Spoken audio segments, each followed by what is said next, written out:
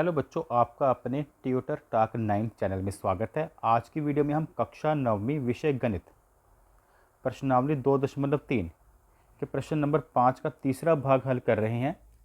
इसमें कहा गया है कि गुणनखंड ज्ञात कीजिए और हमें गिवन है x³ plus 13x² plus 32x और प्लस 20। तो बहुत सिंपल है बच्चों। सबसे पहले हमने लिख लिया, मान लो कि फंक्शन x के इक्वल उस स्टेटमेंट को, उस बहुपद को, ठीक है। और हमारे इसमें अचर संख्या कौन सी है, वो है 20।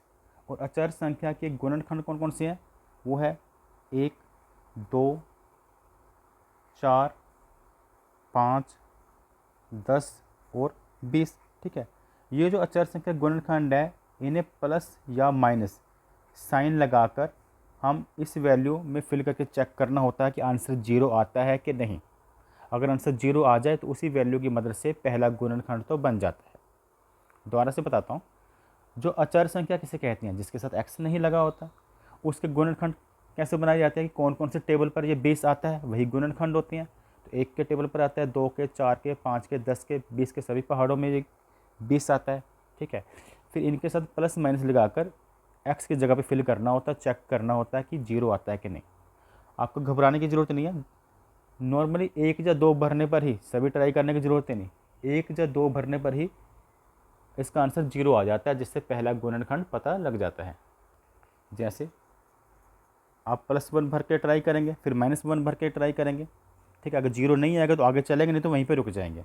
जैसे -1 में भर रहा हूँ, इसमें x की जगह पे -1 भरूँगा, क्यूब, फिर है 13, यहाँ पर -1 भरा, स्क्वेयर, फिर है 32x,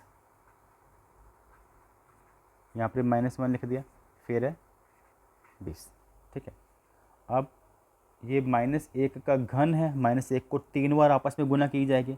जब -1 को 3 बार आपस में गुना की जाती है तो आंसर में -1 ही आता है। और -1 का वर्ग +1 होता है, +1 को 13 से गुना करेंगे तो बच्चों 13 ही आएगा।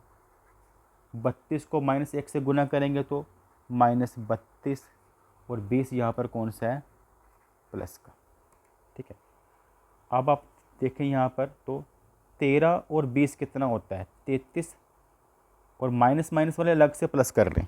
यहाँ पर 2 नंबर माइनस किए हैं, एक -32 और एक -1।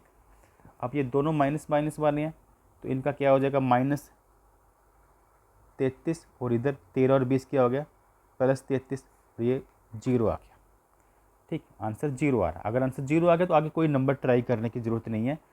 किसको भर के 0 आया है ये चेक करना है, कौन सी वैल्यू भरी थी 0 आया, -1, ठीक है।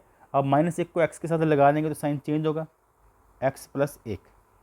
तो ये x + 1 जो है वो पहला गुणनखंड आया है हमारे पास। तो यहाँ पर लिख दिया कि x + 1 जो है वो फंक्शन x का गुणनखंड है। तो जो पहला गुणनखंड आया है, इसको इससे इस वैल्यू को करेंगे हम डिवाइड कैसे, जैसे यहाँ पर मैं डिवाइड कर रहा हूँ, x + 1 से कर रहे हैं डिवाइड, किसे कर रहे हैं, इस स्टेटमेंट को, जो कि है x³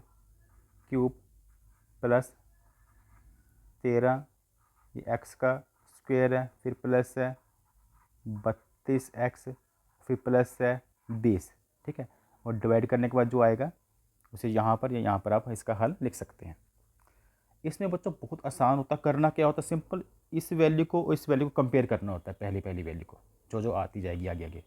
यहाँ पर कितने हैं, 1x, यहाँ पर कितने हैं, x3, कितने x कम पड़ रहे हैं, 2x, यानी कि x²। तो x² को सिंपल करेंगे गुना इन दोनों को, इसको x² से गुना किया तो ये आ गया x³। क्यूब क्यों आ गया, 1x तो ये था, तो ये 2x, ये 3x हो गया ना। अब x² को 1 से करेंगे तो क्या आएगा, 1x², ठीक है। नेक्स्ट बच्चों हमने क्या करना होता है, इनके साइन बदलने होते हैं। इसका साइन चेंज किया, इसका साइन चेंज किया, और ये आपस में हो गए कैंसिल, और हमारे पास क्या आ गई वैल्यू, इधर आ गई 13 में से 1x गए, तो यहाँ पर बच्चों वैल्यू आ गई 12x², और ऊपर से बाकी वैल्यू उतारो जल्दी से, 32x और प्लस 20, ठीक। अब हमने देखना कि इन दोनों को फिर से कंपेयर करेंगे, पहले नंबर को, ये x है, ये 12x²।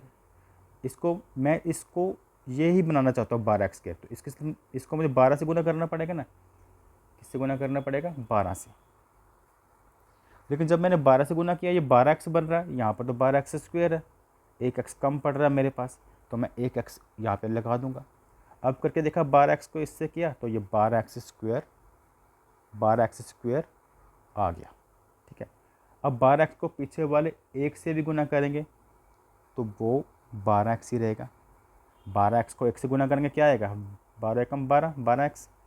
अब फिर इनके साइन चेंज किए और बाद में ये मैचिंग हो रही है, ये तो 12x² प्लस का, ये 12x² माइनस का, ये तो कैंसिल कर सकता हूँ।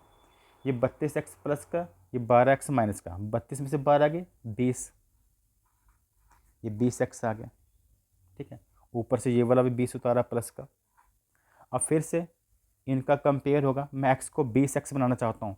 x को किससे गुना करो? सिंपल 20 से गुना करना होगा।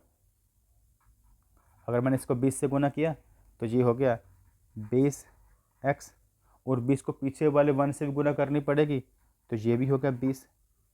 ठीक है, अब फिर से इनके हो गए साइन चेंज। इस बार ये दोनों ही मैच कर रहे हैं तो ये भी कैंसिल, ये भी कैंसिल, आंसर आ गया 0। ठीक है, तो हमारे पास जो फंक्शन x हमने ये लिखा था इसके 2 गुणनखंड आए हैं। फंक्शन x के बच्चों 2 गुणनखंड आ गए हैं। कौन कौन सी आई हैं? फंक्शन x के 2 गुणनखंड आए हैं। एक तो जो सबसे पहले हमने निकाला था ये वाला गुणनखंड है, एक ये वाला, एक ये x+1 का, एक ये जो आंसर है। तो एक है x+1 और दूसरा है x² + 12x और प्लस 20। अब बच्चों इसके गुणनखंड जो द्विघातीय समीकरण बनी है, द्विघातीय समीकरण किन्हें कहते हैं? जब x की पावर 2 हो, बड़ी से बड़ी। तो ये इन दोनों को गुना करेंगे। x² का कोफिशिएंट 1 है, इधर 20, इधर कोई नंबर नहीं ना, इसे एक नंबर मानेंगे, इसे 20, तो क्या आ गया 20 आ गया। तो यहाँ पर मैं लिख लेता हूँ इसका नंबर कि ये हमारे पास आया 20। ठीक है, इसे PQ करके लिखते हैं। और बीच वाला जो नंबर क्या है? +12, इसे P + Q करके लिखा जाता है। ठीक है, अब आपने करना क्या है? आपने कोई ऐसे 2 नंबर ढूंढने हैं जिन्हें गुना करके 20 और प्लस करके 12, और उन्हीं 2 नंबर को। तो बहुत आसान है, 10 × 2 20 होता है, और इन्हीं नंबर को प्लस कर 12 भी आता है। हो गया। तो आप क्या करोगे? ये और ये वही उतार लोगे, पहले हमने किए हुए हैं ऐसे सम पहले। तो ये आ गया बच्चों x², ये आ गया आपका 20, और जो नंबर हमने सोचे हैं 10 और 2, इनके साथ x लगाकर बीच में लिख देंगे। ठीक है, जगह कम पड़ गई है बच्चा, 2x, ध्यान से देख लेना, स्पेस कम पड़ गया मेरे से। तो यहाँ पर x+1। ठीक है, अब हमने लेना है कॉमन, ये x² + 10 में से और 2x + 20 में से। अब x² और 10x में से क्या कॉमन आ रहा है? x² और 10x में से कोई नंबर तो कॉमन नहीं आ रहा। हाँ, x कॉमन आ रहा है, x ही ले लेते हैं चलो। ठीक है, और क्या बचा जी? ये बच गया x + 10। इधर है 2x और 20, 2x + 20 है, तो 2 कॉमन आएगा ना, तो क्या बचेगा? x + 10।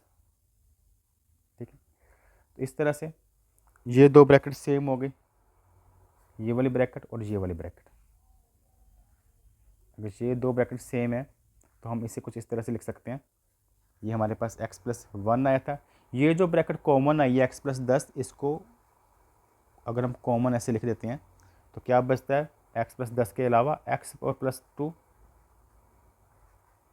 तो इसे अरेंज करें, 3 ब्रैकेट, हमारी ये आंसर आ चुका है बच्चों। x + 1 आई है पहली ब्रैकेट, इसको थोड़ा अरेंज कर देते हैं, इसे आगे लिख लिया। ये x + 2 आई है और अगली x + 10 आई है। तो यहाँ पर ये क्वेश्चन सोल्व हो चुका है, ये 3 गुणनखंड इसके बन चुके हैं। Thanks for watching.